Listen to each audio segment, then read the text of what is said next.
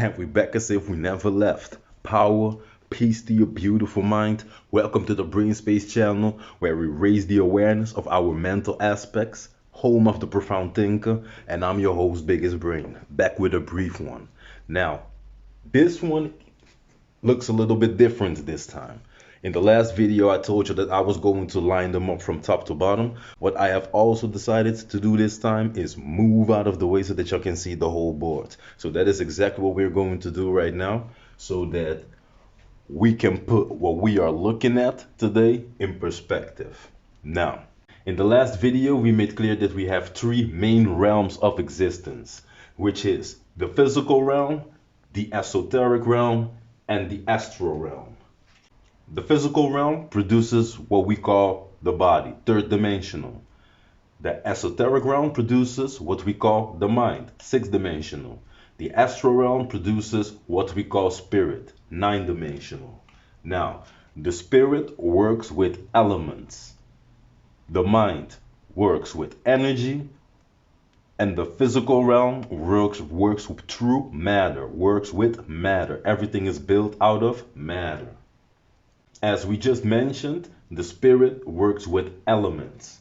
Now, as the spirit works with elements, which elements are we talking about? We are talking about elements like Mars, Mercury, Jupiter, Venus, Saturn, Neptune, I'm missing two, Pluto, and Uranus.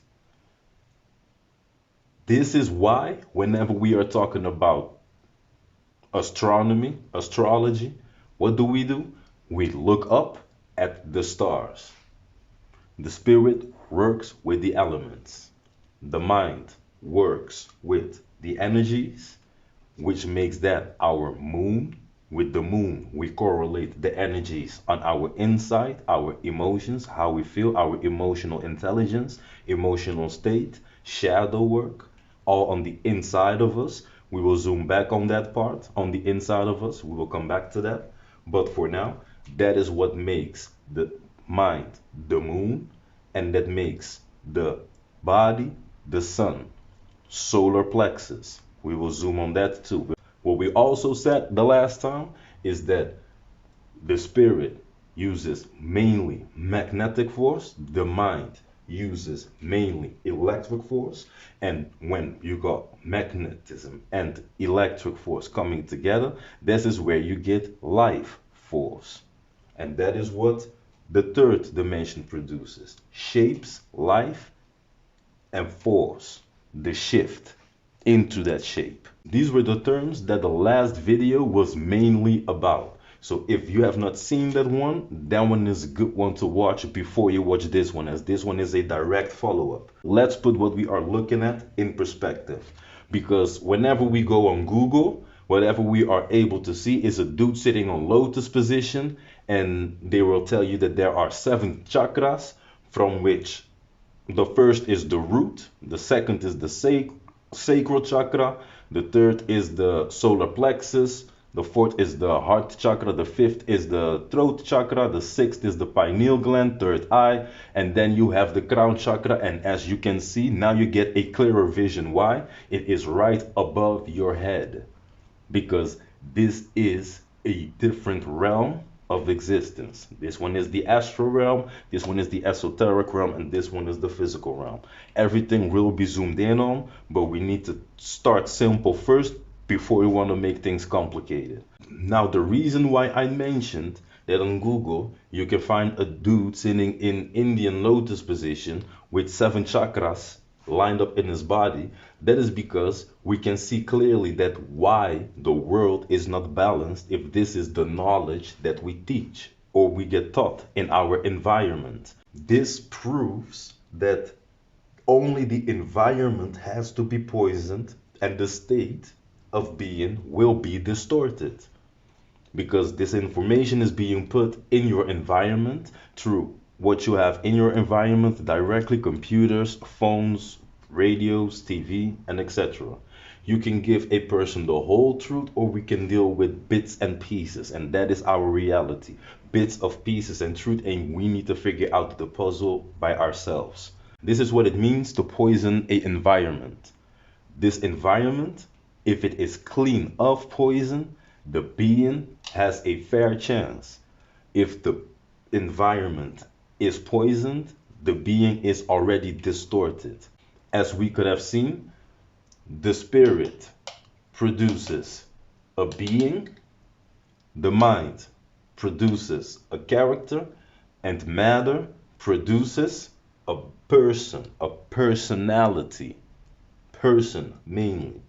That is why we have this form in this third dimension, a human body.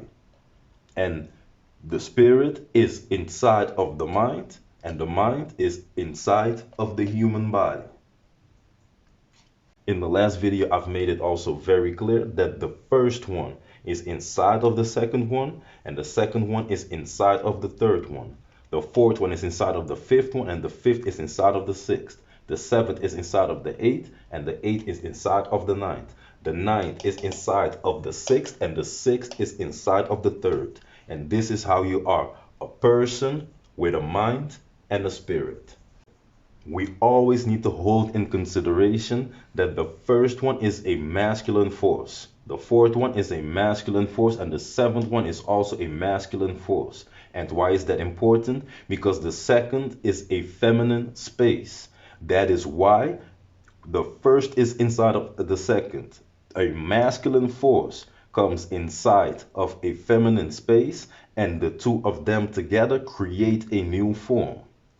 This is why we are saying that the first and the second is inside of the third, the fourth and the fifth is inside of the sixth, because this is a masculine force inside of a feminine space, and the two of them together create a new form. You have made up your mind again, and you can make up your mind so many times in a day. The seventh is inside of the eighth because it is a masculine force inside of a feminine space, and the two of them together create a completely new form again.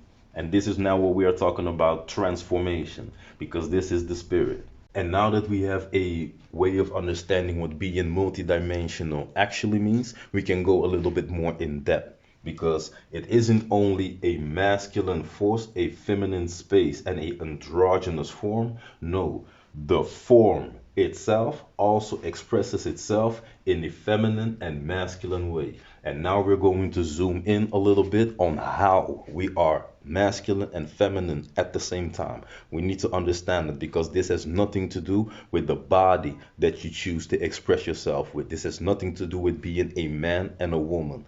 Masculine energy and feminine energy has nothing to do with actual men and women. That is what we need to learn to understand, because everything which is Asian scripture is written in this concept that I'm explaining right now. Whenever they are talking about masculine and feminine, they are not necessarily talking about men and women. And I'm going to explain, because if we look on the board, masculine energy brings force, brings about force. It creates a force. Feminine energy creates a space. Whenever we are looking at the whole, we are seeing a inside and a outside. This is your inner self and this is your outer self. This is inside of you and this is outside of you.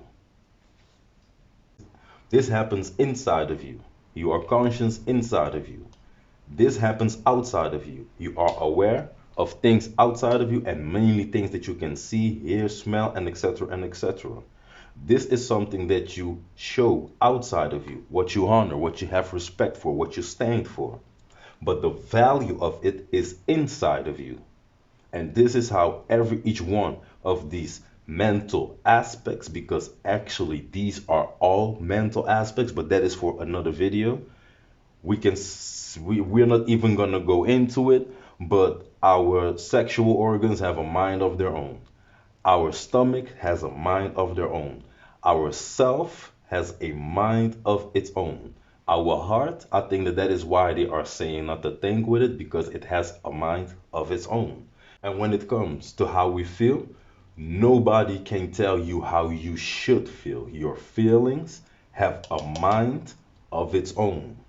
and how you express yourself, this is very, very natural. This is where a person can determine how unique you are. No, I need to say it correctly. This is where a person can witness your uniqueness because you have literally a mind of its own. And once we get outside of the esoteric realm and enter the astral realm, now we don't even have control anymore. We don't have no control on how our creation is going to look like until we did it. Because our dreams has a mind of its own. Our nature, we don't know why people look the way they look because it has a mind of its own. Our state has a mind of its own. So you can be uncomfortable in a place where everybody else around you is comfortable. And we don't have to dive deeper into that. All we need to understand is that your feminine space is your inner self, and your masculine force is what you show outside of yourself. Feminine space, masculine force. Input, output, yin, yang, nighttime, daytime, darkness, light. Whenever you become aware for the first time, that is a state. Yeah. And what did we say that the spirit produces? A being. So once you become aware for the first time, yeah, once you become aware for the first time, your being now has a state of awareness. And this is your as above, so below. And once you have your above, so below, now you can have value. You can value that. And once you expresses this value on the outside of you, yeah, once you expresses this value outside of you, that becomes your nature. This is your as within, so without. First you have your as above, so below, then your as within, so without. We have said a lot. I'm going to let you digest what you have heard.